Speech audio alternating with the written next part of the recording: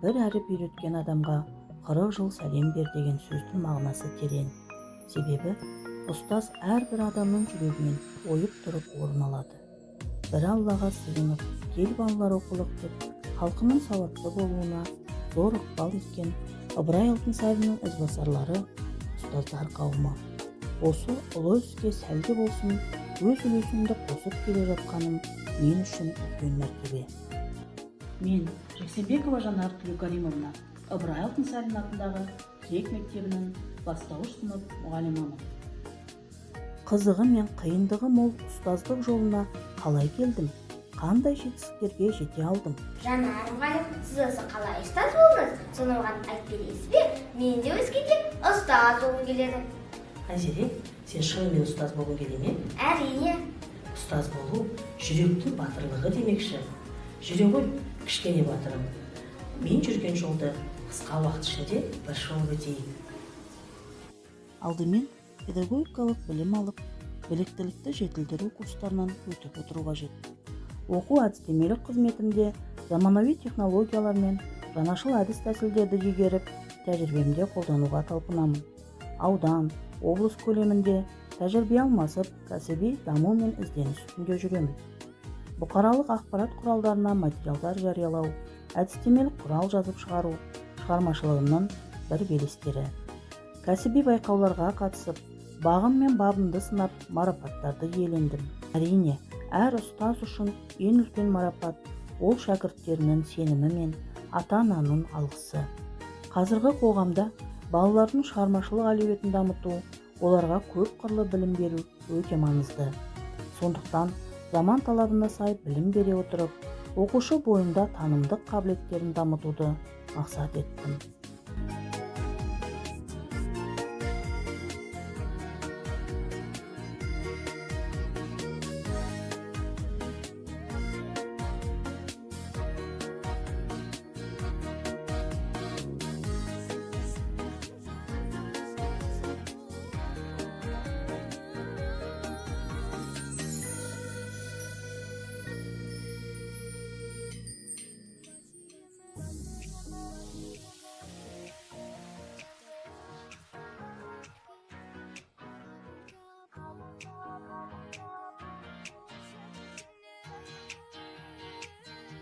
Сабақтарымды қызықты, әрі тағылымды етіп өткізу арқылы шәкірттерімнің талабын ұштаймын. Түрлі байқауларға қатыстырып, өздеріне деген сенімділіктерін арттыруына ықпал етемін.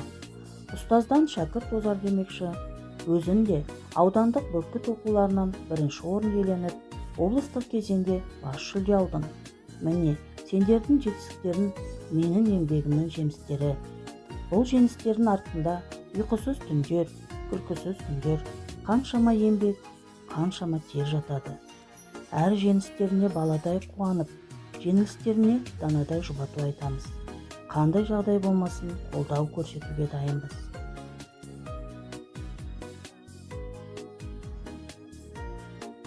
Айзере, сен әлі де ұстаз болғың келе ме? Әрине, ұстаз болу оңай емес. Бірақ ұстаз болмаса, елдің болашағы не болады? Балаларға білім мен тәрбиені кім береді? Мен қайтсем де ұстаз боламын. Бәрекелді батырым, өзінде жастар бар, елдің болашағы қашан да жарқын болады. Маған жақсы мұғалім бәрінен де қымбат. Өйткені мұғалім мектептің жүрегі демекші. Жақсы мұғалім бойындағы адами асыл қасиеттерді шәкірттеріне сіңіре отырып, білім нәріне сусындатып, тұлға етіп қалыптастырады.